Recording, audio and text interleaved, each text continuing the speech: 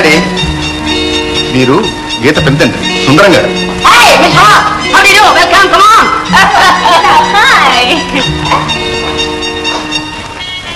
Very glad to meet. నువ్వు వచ్చావు. నీడ చావు మనిషిని వెన్నంటే వస్తాయి. నేను అంతే. ఆడపిల్ల తరఫు వాళ్ళం యథార్థానికి మేమే కాస్త ముందు రావాల్సింది. కానీ విధవ డబ్బు సంపాదనలో పడి తీరిక లేకపోయింది. అందుకని కాస్త ఆలస్యంగా వచ్చాను. బై రంగంలో ఎవడో మీ స్నేహితుడు మిమ్మల్ని మోసం చేసేట్టుగా అలాంటి వాడిని ముక్కలు ముక్కలుగా నరికినా పాపం లేదు. ఆల్ రైట్, 1000 శవాలను పీక్కు తినే రాబందు కూడా ఒకరోజు వస్తుంది. అది చస్తుంది. హలో మిస్టర్ రావు.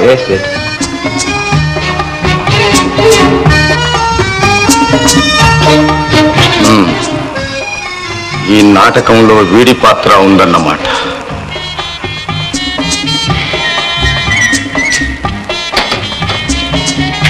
హలో గీత. హాయ్. సారీ రాజా, అతను నీకు బాగా తెలుసా? తెలియకే ఊటీలో చూశానుగా. చాలా మంచివాడు కాదు బాబు, పరమ దుర్మార్గుడు. నోను డాడీ, మీరు పొరపాటు పడుతున్నారు. లేదు, వాడు నా శత్రువు. అయితేనే ఇప్పుడు బంధువు అయ్యాడుగా. గీతకు పిన తండ్రి, నాకు పినమామ గారు. గీత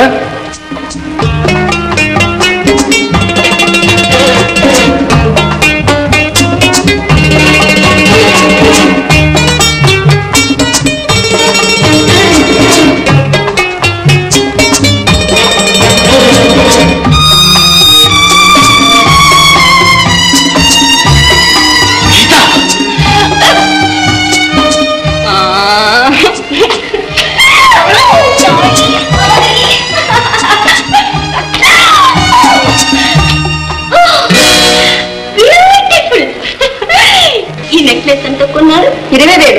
ఓ మై గాడ్, 20,000. జాగ్రత్తమ్మా, లేకపోతే దొంగతనం చేసినందుకు నేను మళ్ళీ జైలుకి వెళ్ళాల్సి వస్తుంది.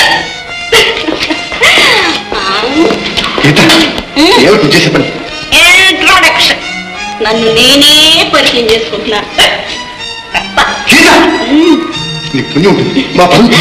ఈ విషయాలు నువ్వేమైనా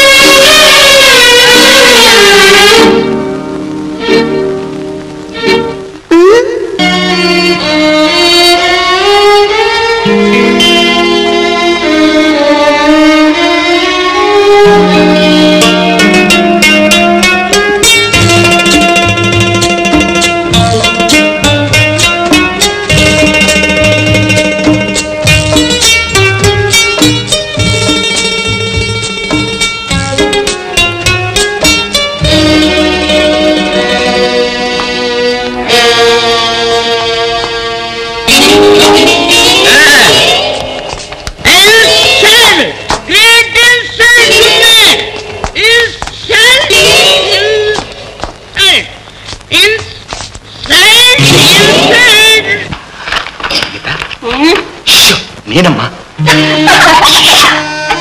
వండర్ఫుల్ బ్రహ్మాండంగా ఏంటండి నా నటన నీకు కూడా నచ్చిందా? First class. అందరూ నువ్వు బిస్కెట్ తాగేవనుకున్నారు. నేను కోకోకోలాలో నీళ్లు కల్పించింది ఎవ్వరికీ తెలియదు.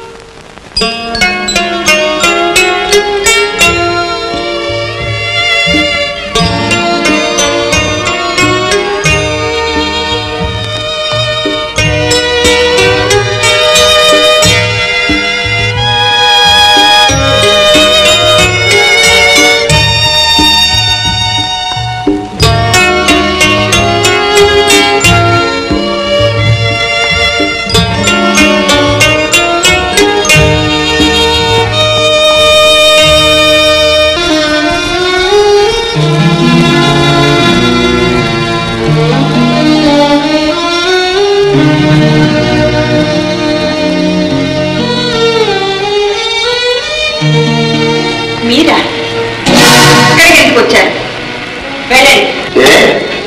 నిష ఇంకా తగ్గలేదా? ఈ నిష తగ్గేది కాదు రాజా, జీవితాంతం ఉంటుంది. అయితే మాత్రం ఏ ఇంటి కోడలు నీలాగా తాగి పరుగు పోయేలా ప్రవర్తించింది? మీ పరువు పోయిందా? పొరపాటు. మీలాంటి శ్రీమంతులు పరువుని డబ్బుతో కొంటారు. డబ్బున్నన్నాడు అది ఎక్కడికి పోదు. గీత, ఉన్నవాళ్ళంటే నీకున్న ద్వేషంతో ఉన్న నిజాన్ని చూడకపోతే ఎలా? గొప్పవాళ్ళందరూ పార్టీకి వస్తే వాళ్ళందరి ముందు నువ్వు అలా ప్రవర్తిస్తే మా నాన్నగారి కంట తలంపులేదు నీకు తెలుసా? రాత్రంతా ఆయన నిద్రలేదు. అబ్బా, ఎంత కమ్మని కబురు చెప్పావు రాజా.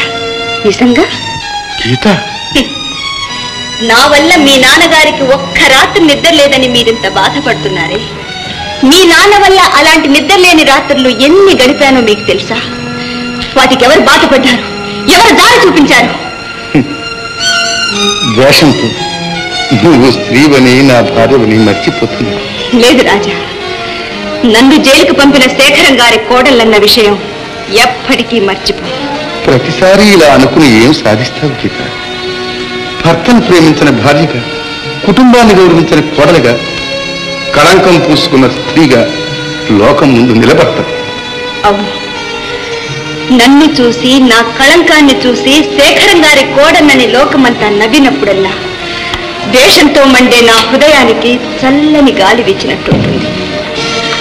నా కోసం అల్లాడి అలమటించిన నా తల్లి ఆత్మకి శాంతి కలిగినట్లుంటుంది. గీత, నీ మనసులోని పగలు నేను అర్థం చేసుకోగలను, కానీ సమర్థించలేను. తప్పు చేసింది నా తండ్రి, నేను కాదు. నేను నిన్ను ప్రేమించాను, అది నా తప్పు కాదు. కావచ్చు, మీ ప్రేమ, బాధ, మంచితనం ఇవేవి నా గాయాన్ని మాన్పలేదు, పైగా మండిస్తాయి. నన్ను రెచ్చగొట్టకండి, వెళ్ళండి ప్లీజ్. ఇంకెప్పుడు ఈ ఛాయలకు రాకండి.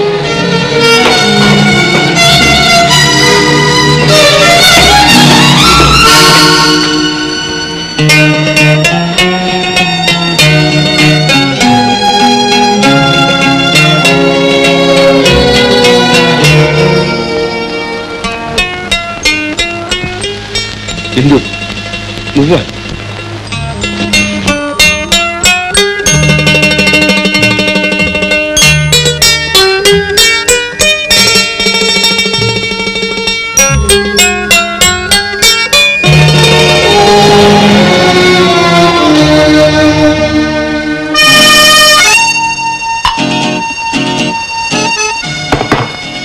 వద్దు రాజా, నువ్వు తాగటానికి వీల్లేదు.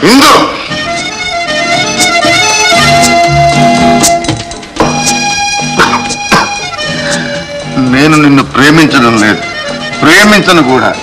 తెలిసి తెలిసి నిన్ను నువ్వే ఎందుకు మోసం చేసుకుంటావు? ఇతరులను నమ్మించి మోసగించడం తప్పు, కానీ తన్ను తాను నమ్ముకోవటంలో తప్పులేదు రాజా. అప్పుడు నువ్వు ప్రేమ అనుకున్నది ఇప్పుడు ద్రోహమైనది, ఇప్పుడు మోసం అనుకుంటున్నదే రేపు నిజం కావచ్చు. అసంభవం. ఇసుక నుంచి నూనె రాదు. రాజా, గీత నిన్ను ఇలా మోసం చేస్తుందని ఎప్పుడైనా అనుకున్నావా? ఇందు, గీత ఏం చేసినా సరే నేను అనుభవిస్తాను. బాధను కూడా ప్రేమగా స్వీకరిస్తాను.